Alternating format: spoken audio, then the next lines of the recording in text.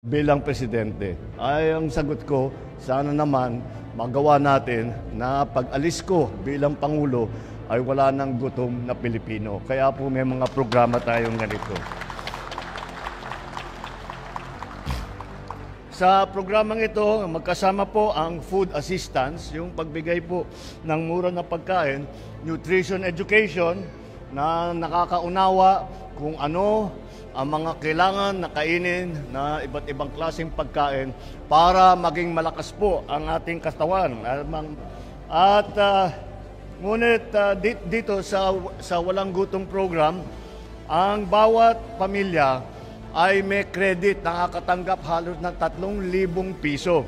At ito'y food credit na nandyan po sa inyong EBT card. Ginagawa po natin pinakamadali para nandun lahat.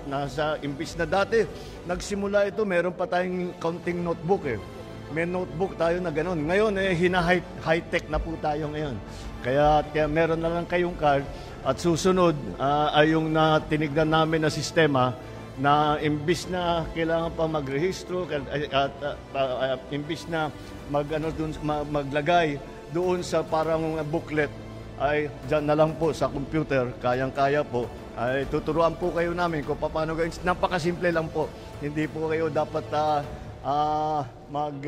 magulat. Kayang-kaya po ninyo